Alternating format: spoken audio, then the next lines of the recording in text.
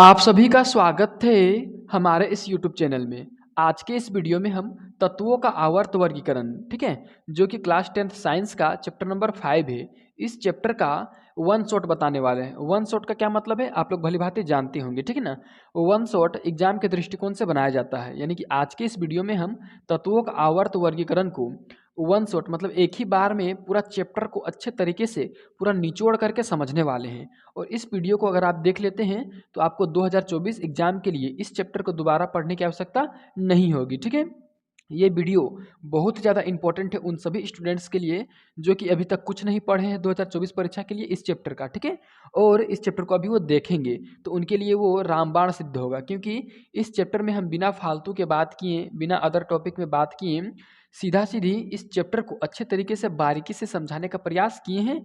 और सारे टर्म और कंडीशन जो इस चैप्टर को समझने के लिए इंपॉर्टेंट है, साथ ही साथ इंपॉर्टेंट क्वेश्चन बन सकता है, उन सभी को हम इसमें शामिल किए हैं। तो चलिए इस वीडियो को अब हम शुरू करते हैं। देखिए सबसे पहले यहाँ है तत्वों का आवर्त वर्गीकरण, ठीक है ना। तत्वों का आवर्त वर्गीकरण ये चैप्टर का नाम है। तो सबसे पहले ये क्वेश्चन देख लेते हैं कि तत्वों का वर्गीकरण से आप क्या समझते हैं, यानी कि तत्वों का वर्गीकरण, ठीक है। तो चलिए देखते हैं इसको। तत्वों के अनेक गुण के अनुसार विभाजित करना तत्वों का वर्गीकरण कहलाता है। देखिए तत्वों का जितना भी तत्व है 118 तत्व, उनमें सभी तत्वों का गुणधर्म क्या है, अलग अलग है।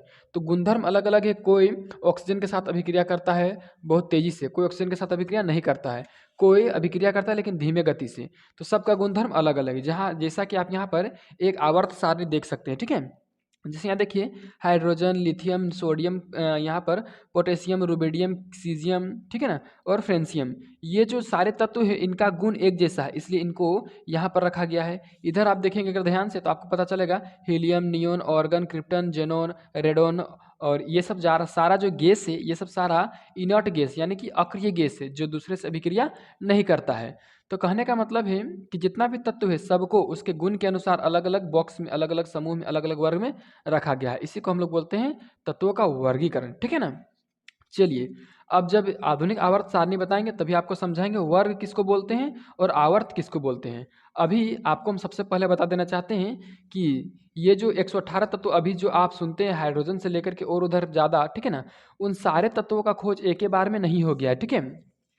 देखिए वन शॉट जरूर है, लेकिन वन शॉट में इसका मतलब ये नहीं कि सिर्फ ऊपर ऊपर में पार कर दिया जाए, वन शॉट में भी डिटेल में बताएंगे आपको, ठीक है ना। देखिए इस चैप्टर में जो तत्वों का आवर्त वर्गीकरण हम लोगों को पढ़ना है उसमें हम लोग को थोड़ा सा हिस्ट्री पढ़ना है कि जितने भी तत्व थे उस समय, बहुत समय पहले जितने भी तत्वों के खोज हुए थे उन सभी में तत्वों को किस प्रकार से वर्गीकृत किया गया था, किस प्रकार से बंटवारा किया गया था, किस प्रकार से अलग अलग वर्गों में, समूह में रखा गया था। आप जानते होंगे कि बहुत समय पहले अभी जो हम तत्व देखते हैं 118, उसमें से केवल 20 या 30 ही तत्व था। उसके बाद फिर कुछ तत्वों का खोज हुआ, उसके बाद फिर कुछ तत्वों का खोज हुआ, मतलब धीरे धीरे धीरे धीरे कर करके इन तत्वों सभी तत्वों का खोज हुआ, एक बार में ही 118 तत्वों का खोज नहीं हुआ है।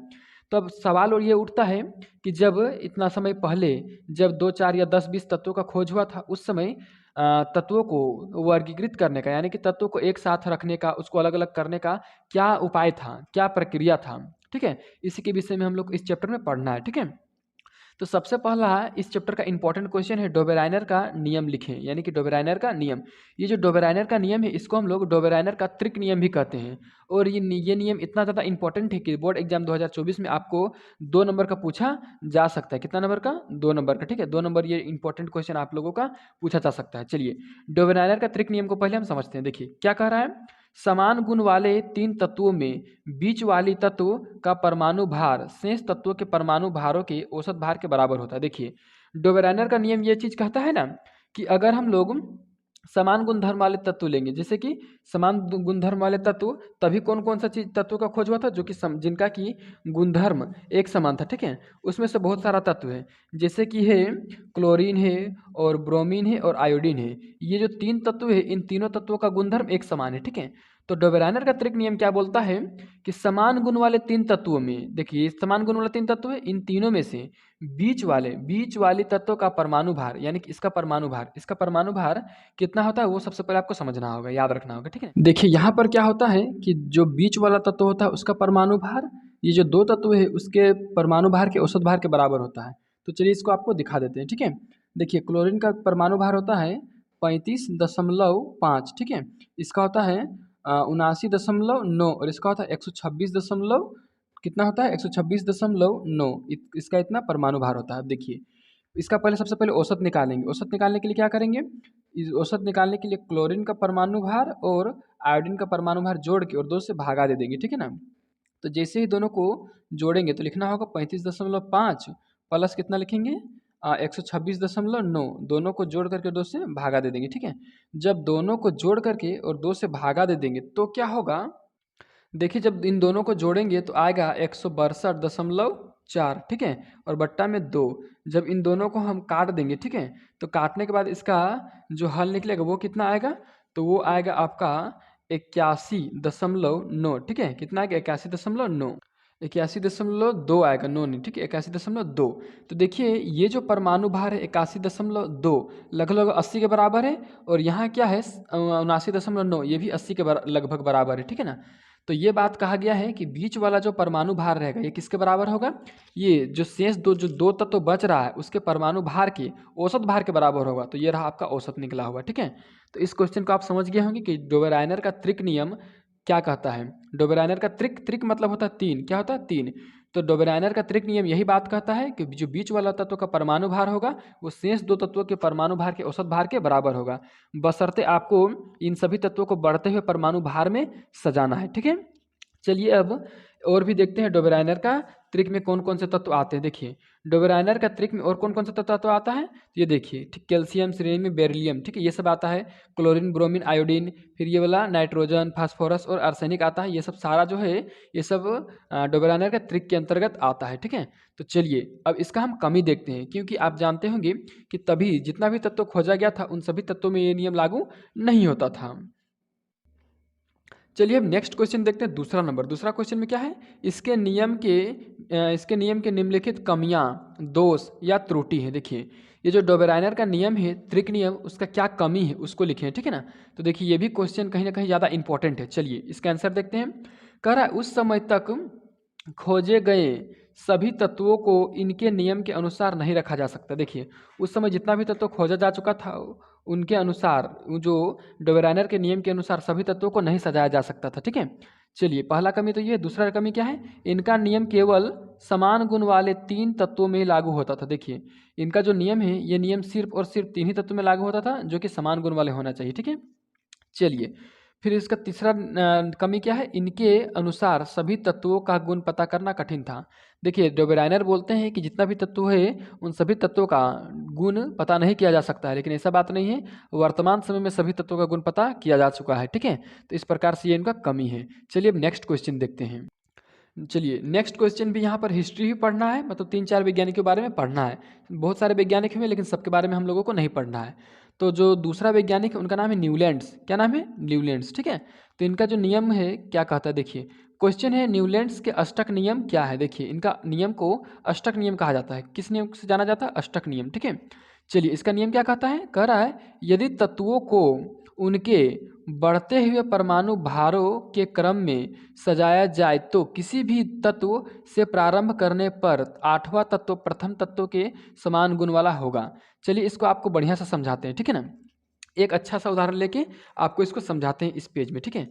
चलिए यहाँ लिख रहे 1 2 3 4 5 6 और ये 7, ठीक है। देखिए ये सब अलग अलग तत्व हैं, ये सब क्या है, अलग अलग तत्व। फिर 8 फिर 9 फिर 10 फिर 11 फिर 12 फिर 13 फिर 14, फिर यहाँ से 15 फिर 16 फिर 17 फिर 18 फिर 19 20, यहाँ पर आएगा 21, ठीक है। अब देखिए बोलेंगे यहाँ पर जितना भी तत्व है इस वाले कॉलम में सब का गुण एक जैसा, 1 का 8 का 15 का जो भी यहाँ आएगा उसके बाद 21 22 का, ठीक है, सारा का गुण एक जैसा है, ठीक है। तो ये जो न्यूलैंड्स है उनका नियम क्या बोलता है कि यदि हम तत्वों को बढ़ते हुए परमाणु भार के अनुसार सजाएंगे, इसका भार 1 है, इसका भार 2 है, इसका भार 3 है, मतलब परमाणु भार हमेशा बढ़ते बढ़ते बढ़ते में रहना चाहिए, ठीक है। तो कहीं से भी शुरू करेंगे, यहाँ से शुरू करें, यहाँ से शुरू करें, यहाँ से शुरू करें, यहाँ से, ठीक ना। तो प्रत्येक जो 8वां तत्व होगा, जैसे कि 1 2 3 4 5 6 7, 8वां जो तत्व होगा ना उसका गुणधर्म पहले वाले तत्व के गुणधर्म के समान होगा, यानी कि पहला वाला गुण और 8वां वाला गुण समान होगा। उसी प्रकार से अगर यहाँ से शुरू करेंगे 3 4 5 6 7 8 9 10, ये जो 3 और 10 यानी कि ये कितना नंबर में आया, देखिए 1 2 3 4 5 6 7 8 8 नंबर में आया। तो कहीं से भी शुरू करेंगे तो जो 8वां तत्व होगा वो जहाँ से शुरू किए थे उस वाले गिनती के समान गुणधर्म वाला होगा। ठीक है, चलिए इसको हम एक किताब एनसीईआरटी के एग्जाम्पल से समझाते हैं। देखिए आपके एनसीईआरटी बुक में इस एग्जाम्पल को लिया गया है, न्यूलैंड्स का अष्टक। ठीक है ना, न्यूलैंड्स के अष्टक में क्या कहता है कि देखिए सा रे गा मा पा धा नी, इसको आप सुने होंगे, ये है संगीत का 7 स्वर। संगीत का 7 स्वर है। संगीत का 7 स्वर में देखिए पहला वाला जो स्वर है सा रे गा मा पा दा नी, देखिए पहला वाला स्वर सा बोलता है और यहाँ 7 तक गया। 7 के बाद जो पहला स्वर है वो भी बोलता है सा, यानी कि 8वां स्वर जो है पहले स्वर के समान है। फिर यहाँ से शुरू करते हैं। ठीक है ना, रे रे 1 2 3 4 5 6 7 और एक यहाँ 8। ठीक है ना, मतलब कि जो पहला गुणधर्म है पहला वाला का वो 8वां वाला गुणधर्म के समान होगा कहीं से भी शुरू करेंगे तो। चलिए देखिए यहाँ पर उसी तरह से hydrogen lithium beryllium boron carbon neon nitrogen और ऑक्सीजन, ये 7 तक गया। 8वां वाला है फ्लोरीन, तो हाइड्रोजन और फ्लोरीन क्या है, एक समान गुणधर्म वाला है। ठीक है, यही बात कहा गया है। क्लोरीन भी ब्रोमीन भी। फिर यहाँ से शुरू करेंगे अगर लिथियम से तो 1 2 3 4 5 6 7 और एक 8, यानी कि लिथियम और सोडियम क्या है, समान गुणधर्म वाला है। कहने का मतलब है कहीं से भी शुरू कर देंगे, ठीक है ना, तो हम लोग को वही समान गुणधर्म वाला तत्व तो मिल जाएगा। ये है न्यूलैंड्स का अष्टक नियम। ठीक है, अब देखिए न्यूलैंड्स का अष्टक नियम का भी कुछ कमी है, चलिए इसके कमी को देखते हैं। देखिए इसके लिए यहाँ पर क्वेश्चन बनाए हुए हैं कि इसके नियम के हाँ कमियाँ, कमियाँ मतलब त्रुटि, मतलब क्या गलती रह गया, क्या कमी रह गया। ठीक है ना, चलिए पहला नंबर क्या रहा, क्या कह रहा है, यह नियम आधुनिक परमाणु भार वाले, आधुनिक नहीं यहाँ अधिक होगा, क्या होगा, अधिक। ठीक है ना, अधिक होगा। कह रहा है यह नियम अधिक परमाणु भार वाले तत्वों पर लागू नहीं होता है। देखिए ये इनका जो नियम था ये ज़्यादा परमाणु भार वाले तत्व में लागू ही नहीं होता था। ठीक है ना, गड़बड़ हो जाता था, समान गुणधर्म वाला नहीं मिलता था। ठीक है, दूसरा नियम क्या करा, उस समय अक्रिय गैस के खोज हो जाने पर भी उनके बारे में कुछ नहीं बताना। देखिए उस समय अक्रिय गैस जैसे कि helium, neon, organ, krypton, xenon, ये इन सब गैस का खोज हो गया था लेकिन उनके बारे में वे कुछ नहीं बताएं, कौन, तो न्यूलैंड्स, इसलिए इनका कमी हो गया। ठीक है, चलिए फिर तीसरा क्या है, न्यूलैंड्स के अष्टक नियम में कुछ ऐसे भी तत्व है जिनके गुण में समानता नहीं पाई जाती। देखिए न्यूलैंड्स का अष्टक नियम थोड़ा सा यहाँ से देखिए। ठीक है ना, यहाँ पर देखिए, यहाँ देखिए हाइड्रोजन +1 और -1 और +1 दोनों संयोजकता होता है, किसी से लेकर भी और किसी से देकर भी यौगिक बनाता है, लेकिन यहाँ पर जो फ्लोरीन है वो ऐसा नहीं करता है। तो बहुत सारे तत्व ऐसे भी इस सारणी में है जिनका कि गुणधर्म एक जैसा नहीं मिलता है। ठीक है, चलिए और एक कमी बताते हैं इसका। देखिए यहाँ पर आयरन है, आयरन को होना चाहिए कोबाल्ट और निकेल के पास, क्योंकि कोबाल्ट, निकेल और आयरन का गुण एक समान है, लेकिन ऐसा नहीं है, यहाँ पर अलग अलग जगह में इनको रख दिया गया है। ठीक है, तो ये भी इनका एक प्रकार से कमी है। तो चलिए अब हम अगले वैज्ञानिक की ओर बढ़ते हैं। चलिए ये तो सबसे इम्पोर्टेंट है, इसको थोड़ा सा आप VVI करके टिक कर लीजिए 2024 एग्जाम के लिए, क्योंकि ये बहुत ही ज़्यादा इम्पोर्टेंट सिद्ध होगा। ये मेंडलीफ का नियम भी और इनका कमी भी। चलिए इसका नियम पढ़ते हैं। मेंडलीफ का नियम क्या है, मेंडलीफ का आवर्त नियम बोले या तो फिर मेंडलीफ का नियम बोले, क्या चीज़ है। ठीक है, चलिए इसका उत्तर देखते हैं। कह रहा है बढ़ते हुए तत्वों के परमाणु भार, यहाँ लिखेंगे, क्या लिखेंगे, परमाणु भार। ठीक है, तो बढ़ते हुए तत्वों के परमाणु भार, परमाणु भार, ठीक है, परमाणु भार के भौतिक एवं रासायनिक गुण उनके परमाणु भारों के आवर्त फलन होता है। ठीक है, चलिए परमाणु भार यहाँ लिखा हुआ है, इसे एक बार इसको बढ़िया से पढ़ते हैं। बढ़ते हुए तत्वों के भौतिक एवं रासायनिक गुण उनके परमाणु भारों के आवर्त फलन होता है। देखिए यहाँ पर है बढ़ते हुए परमाणु भार, इसको पढ़ना होगा। ठीक है ना, इसको पढ़ना होगा परमाणु भार को। बढ़ते हुए तत्वों के परमाणु भार भौतिक एवं तत्वों के परमाणु भार भौतिक एवं रासायनिक गुण उनके परमाणु भार के आवर्त फलन होता है। थोड़ा सा ये डाउट वाला है, मतलब थोड़ा सा असमंजस, थोड़ा अजीब टाइप का पढ़ने में आपको लगता है, लेकिन यही डेफिनेशन एकदम करेक्ट है। ठीक है ना, कि इसका मतलब अब हम आपको समझा देते हैं इसका क्या कह रहा है इसमें। ठीक है ना, देखिए इसमें जो कह रहा है आपको उदाहरण की मदद से समझाते, देखिए यहाँ पे। ठीक है ना, यह है मेंडलीफ के आवर्त सारणी। ठीक है ना, मेंडलीफ के आवर्त सारणी में कहा गया है कि तत्वों को, ये सब तत्व है helium, beryllium, boron, carbon, nitrogen, oxygen, fluorine, ये सब तत्व को अगर बढ़ते हुए परमाणु भार के अनुसार सजाएंगे, देखिए इसका 6 है, इसका 9 है, इसका 10 है, इसका 12, 14, 15, 18, ये बढ़ते हुए परमाणु भार के अनुसार सजाए गए हैं। तो बढ़ते हुए परमाणु भार के अनुसार जब हम सजा देंगे तो ये जो परमाणु भार बढ़ते अनुसार सजाएं, बढ़ते क्रम के अनुसार, ये एक जो गुण है वो उसका भौतिक और रासायनिक गुण का आवर्त फलन होगा। कहने का मतलब है यहाँ पे कि यहाँ पर जो एक जैसा तत्व दिख रहा है फ्लोरीन, क्लोरीन, ब्रोमीन, आयोडीन, कह रहा है कि इनका जो बढ़ते हुए बढ़ते हुए परमाणु भारों से सजाने के बाद इनका जो भौतिक और रासायनिक गुण है फ्लोरीन, क्लोरीन, ब्रोमीन, आयोडीन, यहाँ ऑक्सीजन, इसका इसका इसका इसका सबका सबका आवर्त फलन होगा। आवर्त फलन का मतलब होता है कि गुण समान होगा, ठीक है ना। देखिए भौतिक और रासायनिक गुण क्या होगा, एक समान होगा। कहाँ पर, एक निश्चित क्षेत्र में जाने के बाद। देखिए जैसे देखिए हीलियम, बेरिलियम, बोरॉन, कार्बन है, तो कार्बन में जैसे जाएंगे तो यहाँ पर जितना भी तत्व है सारा का गुणधर्म आपको एक जैसा मिलेगा, ठीक है ना। यही है उसका आवर्त फलन का अर्थ, ठीक है। चलिए ये हो गया। अब चलिए इसका कमी को देखते हैं, ठीक है। देखिए इसका क्या कमी रहा है, किनका, तो मेंडलीफ का नियम का, ठीक है। कमी यानी कि दोष, ठीक है। चलिए देखिए क्या है क्वेश्चन, इसके नियम के दोष यानी कि मेंडलीफ का आवर्त नियम के क्या दोष रहा, ठीक है। चलिए इसको शुरू करते हैं। देखिए इसके आवर्त सारणी में H का कोई निश्चित स्थान नहीं है। देखिए यहाँ पर आप देखिए थोड़ा सा ये वाला आवर्त सारणी, ये आपको यहाँ पर हाइड्रोजन दिख रहा है, लेकिन हाइड्रोजन का यहाँ पर कोई निश्चित स्थान नहीं है। यहाँ पर भी रखा है इसको, कहीं पर दूसरा में रखा है, कहीं पर तीसरा में, अलग अलग जगह में इसको रख दिया है, ठीक है। ये कमी है।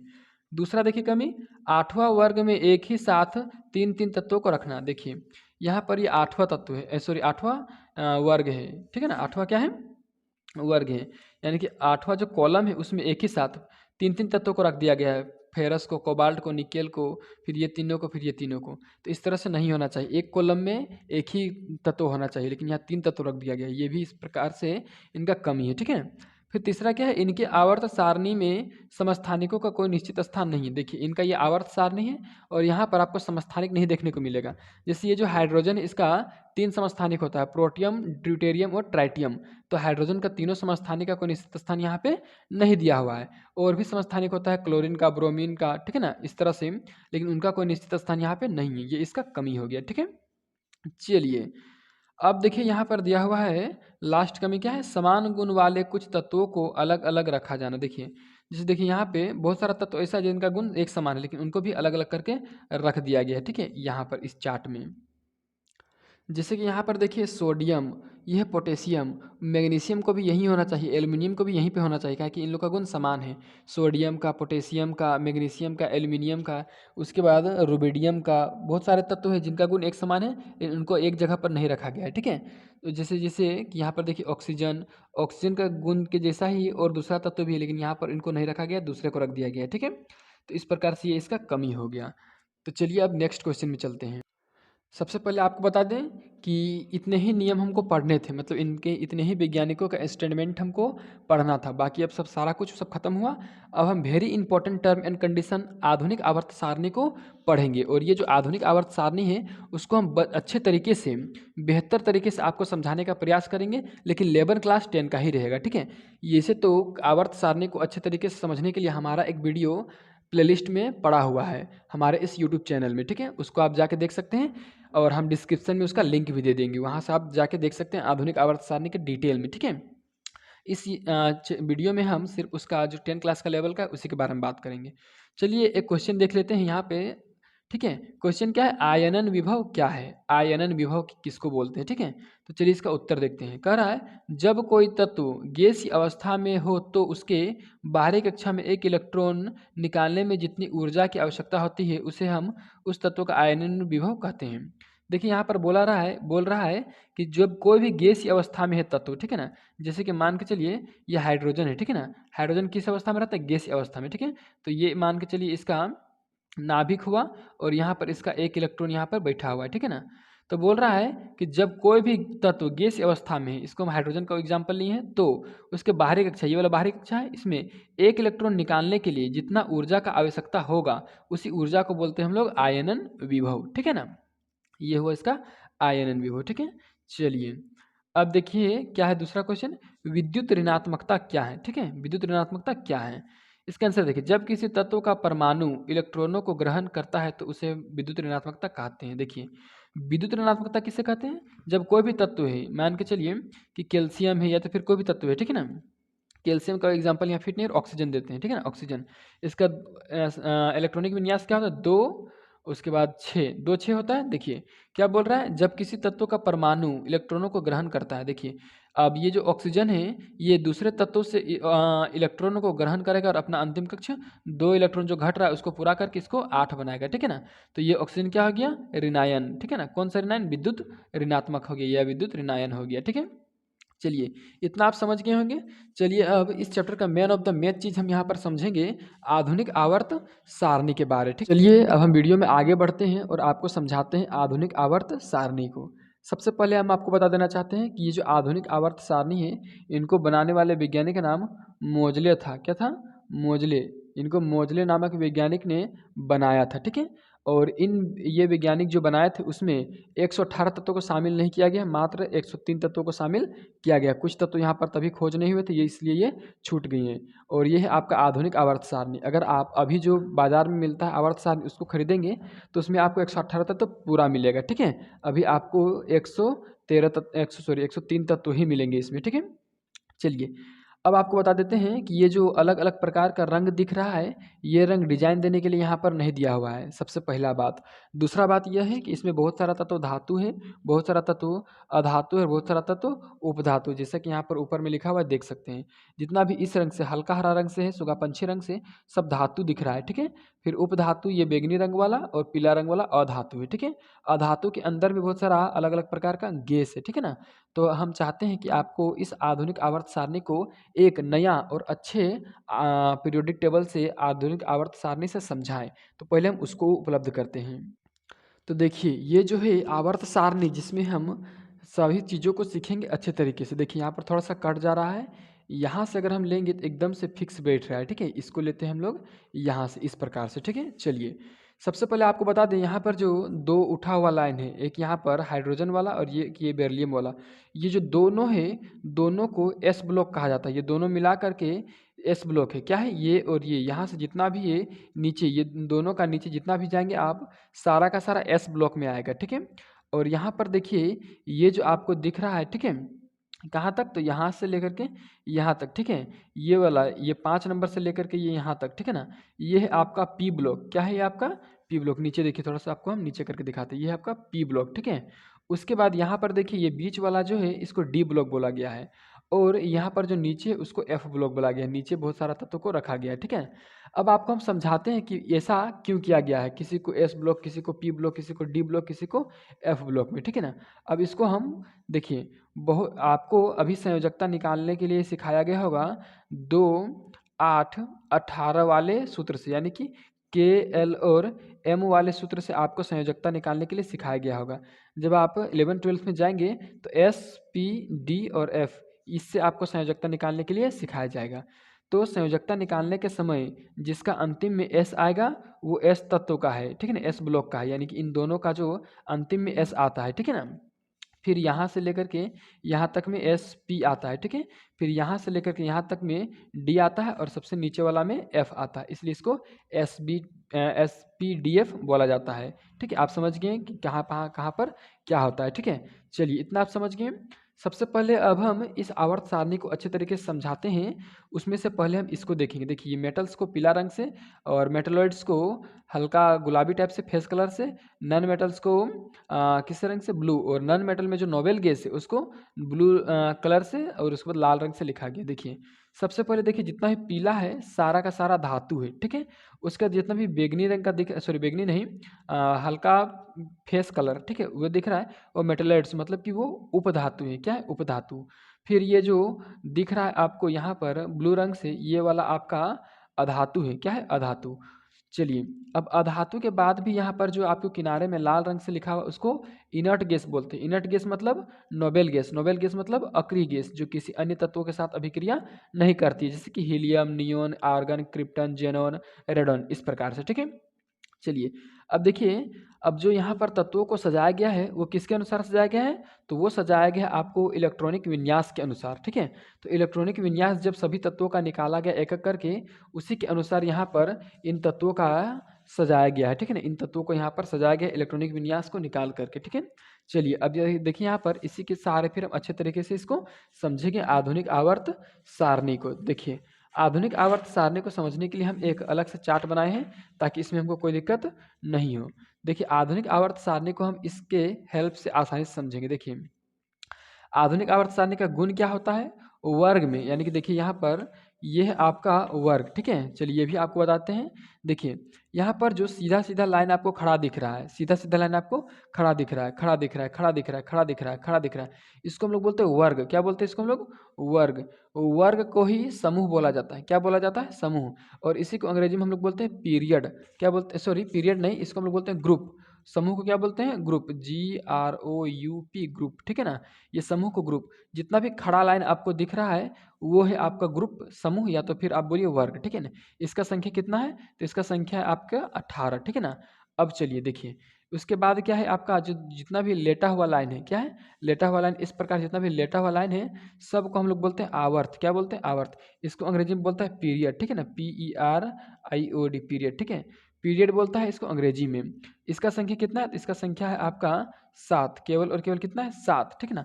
देखिए 1 2 3 4 5 6 7, वो जो नीचे 2 है वो नीचे दोनों को देखिए, जो 57 नंबर है उसके बाद यहाँ 58 आया है, ठीक है? उसके बाद जो 89, उसके बाद यहाँ 89 से 90 आया है, ठीक है ना? तो ये दोनों यहाँ से था, लेकिन इसको इसको अगर हम लोग ऊपर रख देते तो ये लंबा हो जाता, ठीक है ना? फिर गड़बड़ हो जाता, इसलिए इसको नीचे रख दिया गया है, ठीक है? चलिए ये तो आप समझ गए। ये आपका देखिए यहाँ पर ये है समूह यानी कि ग्रुप। जब हम ऊपर से नीचे आएंगे और जब हम बाएं से दाएं जाएंगे, दो तरह का यहाँ पर हम बात करेंगे, ठीक है ना? देखिए सबसे पहले संयोजी कक्षों की संख्या। देखिए संयोजी कक्षों की संख्या किसको बोलेंगे? तो यहाँ पर आप जब ध्यान से देखेंगे तो देखिए यहाँ पर हाइड्रोजन का कितना कक्षा है? तो हाइड्रोजन का परमाणु का एक कक्षा है मात्र और मात्र एक, क्योंकि इसमें एक इलेक्ट्रॉन है। हीलियम का कितना है? तो हीलियम में आपको दो कक्षा बनाना होगा। कितना कक्षा बनाना होगा? दो, ठीक है ना? हीलियम की कक्षा कितना है? दो बनाना होगा, ठीक है? और उसी प्रकार जब आप सोडियम में जाएंगे, पोटेशियम में जाएंगे, रुबिडियम में जाएंगे, कैस्मियम में जाएंगे, फ्रेंसियम में जाएंगे, तो एक एक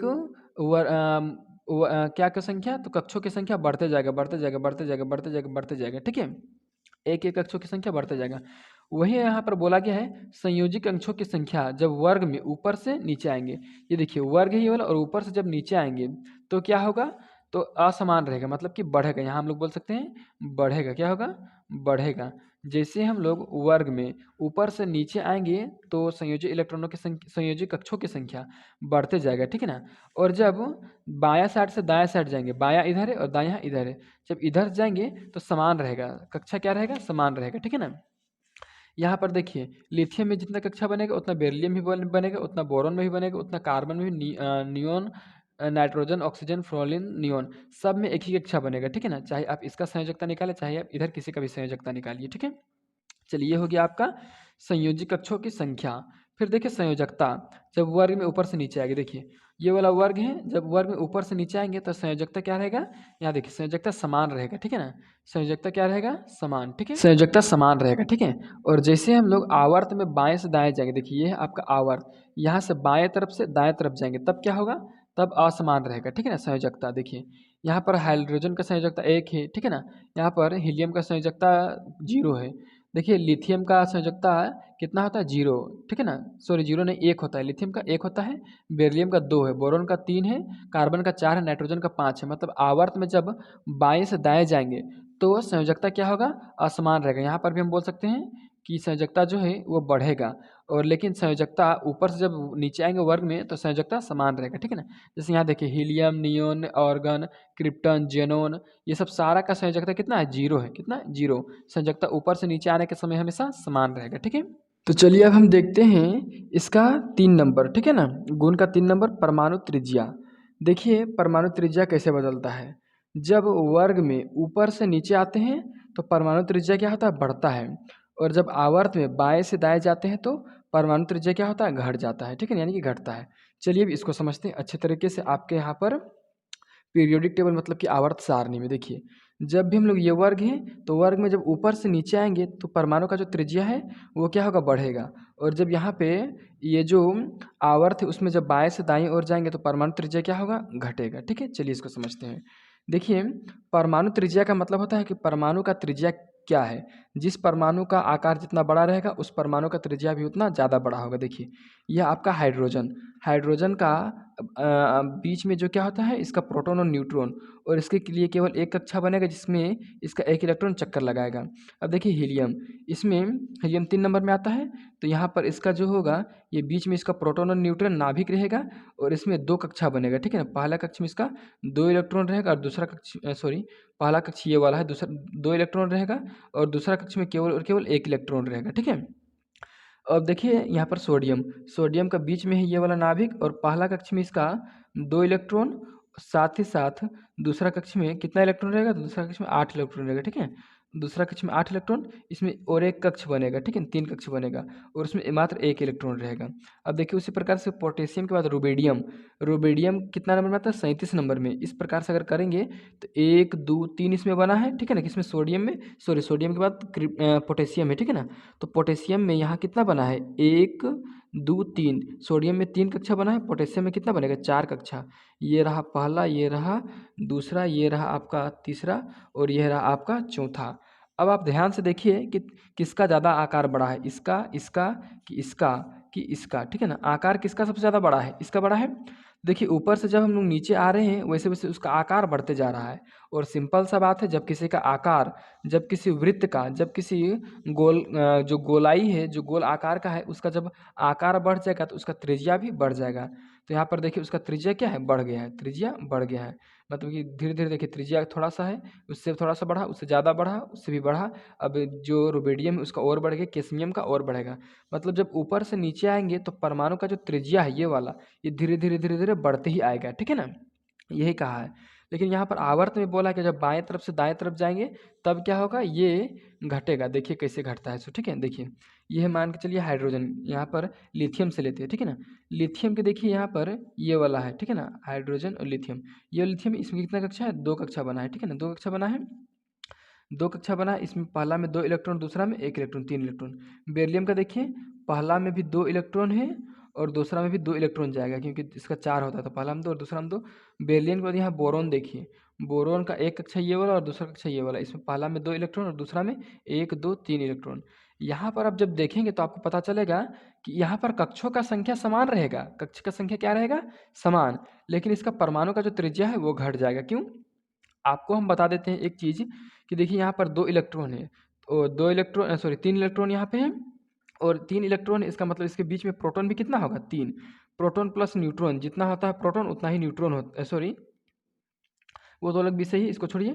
जितना प्रोटॉन होता है उतना इलेक्ट्रॉन भी होता है, ठीक है ना।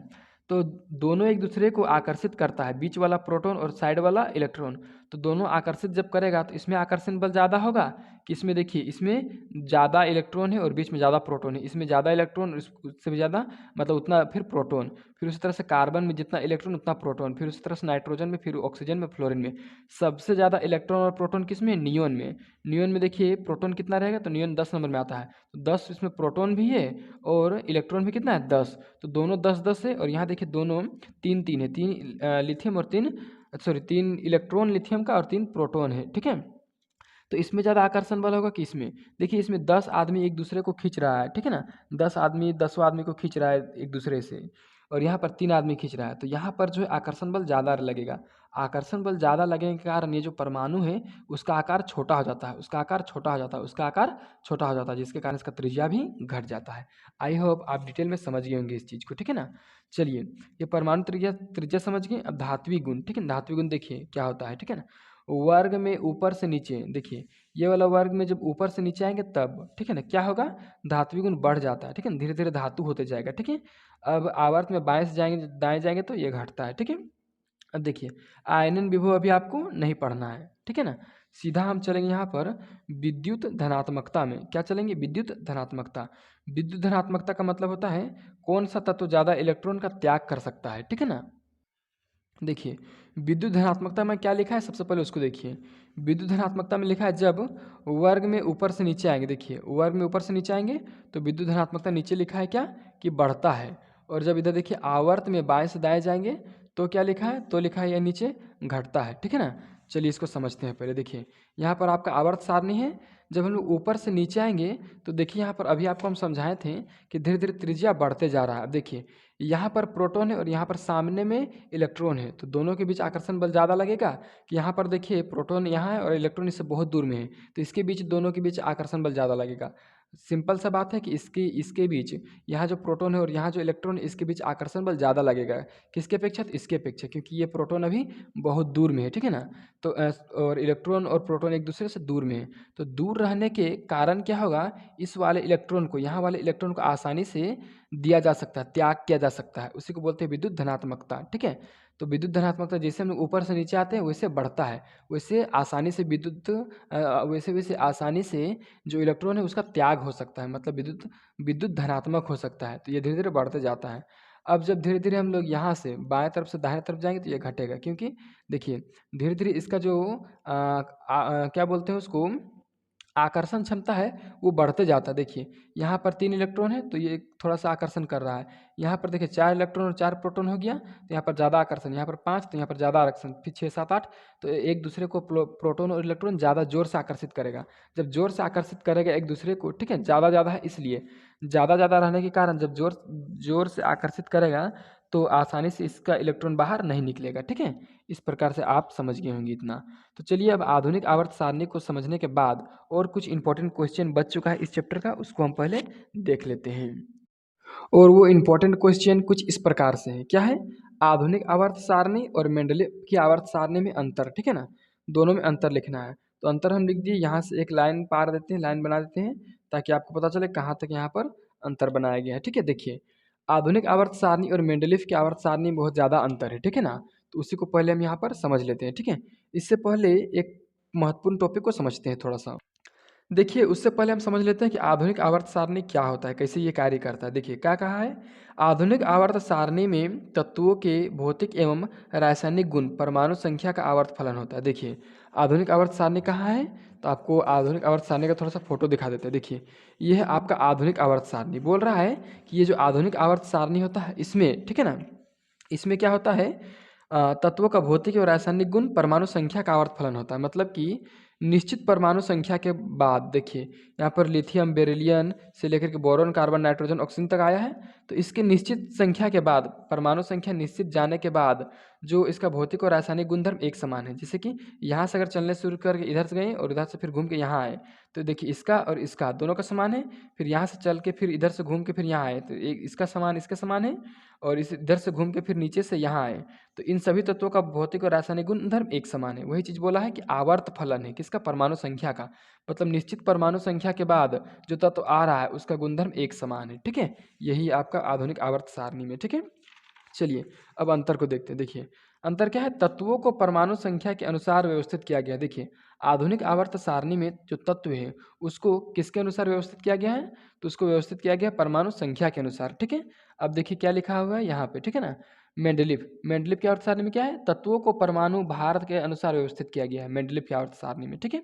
अब देखिए क्या है, इसमें 18 समूह और 7 आवर्त है, आपको बताए थे। ये जो लंबा लंबा वाला है उसमें आधुनिक आवर्त सारणी में 18 और सोया सोया वाला जो सीधा सीधा है उसको आवर्त बोलते हैं जो 7 है। अब देखिए इसमें समूह की संख्या 8 है और आवर्त 6 आवर्त है, ठीक है ना।